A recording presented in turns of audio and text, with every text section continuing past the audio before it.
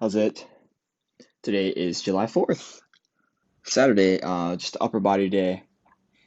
Started off again, kind of just how I've been doing it for the last couple of weeks, just pause front squats, moved into floor presses, and then I worked up to heavy triple on dips.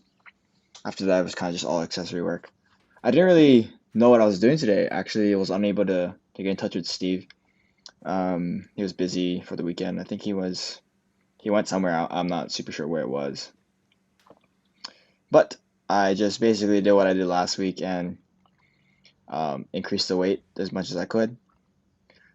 And I got to 295 on the pause front squat. Last week I did 285 for three singles.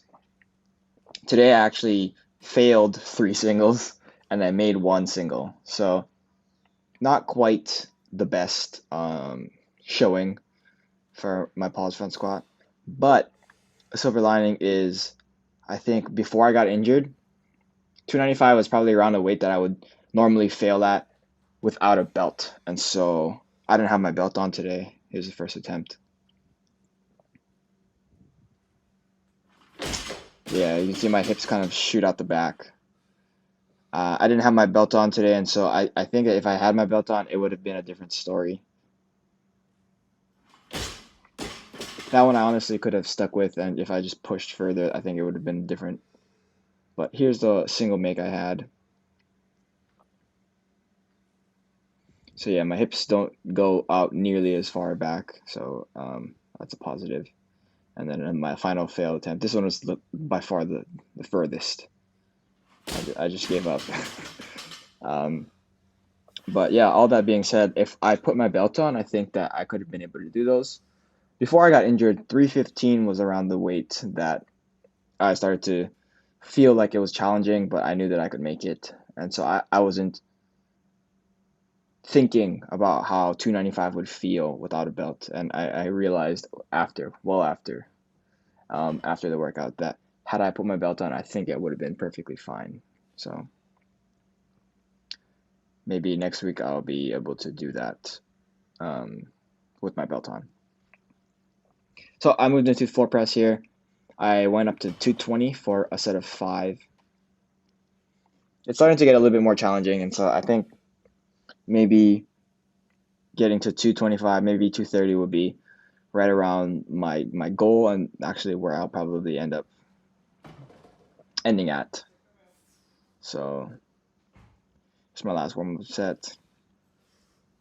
I'm really happy that I did make these floor press racks. I think they are really helpful, and I know it's a very specific exercise, but I think it helps a lot. So here's my set.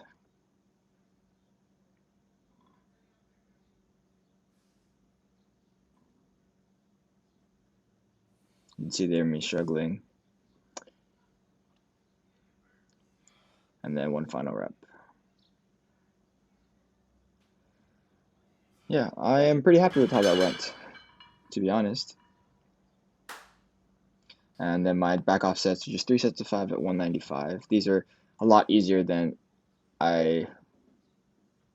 These are a lot easier than the back off sets I did last week. Let's just put it that way. I think I did 190 last week. I might have done 185, but this 195 was significantly better. And then I moved straight into those dips. At this point in the workout, there are a ton of people congregating at my neighbor's house because it was 4th of July. I didn't even know it was 4th of July. Um, so yeah, they had like a barbecue with the kids running around and stuff. And I don't really care. Like, I saw some people care, like, oh, like my neighbors are having parties and stuff, but I don't particularly care about that. They can do whatever they want as long as it doesn't affect me. But I was getting a lot of strange stares, like, oh, this kid just really sweaty in his garage. So here's my top set at 107 and a half. I think I'm going to need to figure out a better solution for this because the weights between my legs are a little wide and I'm having trouble just holding on to them. And then my back offsets, I think the math boils down to 66 pounds, but I decided to just do 65 because that makes more sense. And then three sets of 25 on the push-ups. These I am starting to feel less and less effectiveness, but I think that they're important to keep in there for some conditioning type stuff. And then got another beautiful day in Hawaii, just doing my dumbbell overhead walks. So I mentioned I would try to do 85 moving forward, but I think actually loading 85 pounds on this dumbbell handle is going to be a challenge, so I might actually just have to go to 90. We'll see how that goes, but I think I'll be able to do that.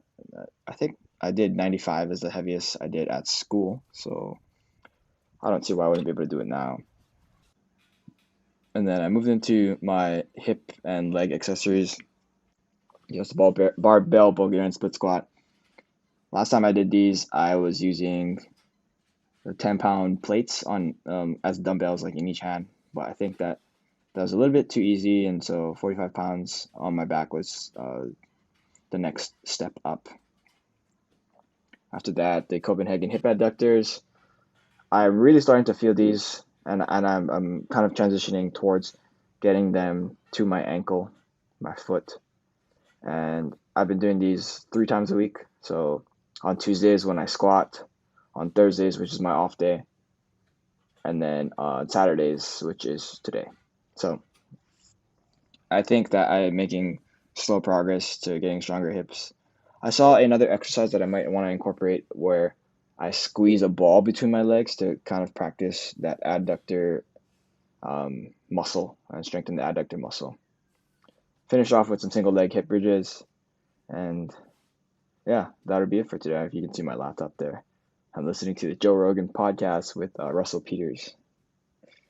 Both super hilarious guys. But yeah, thank you for watching.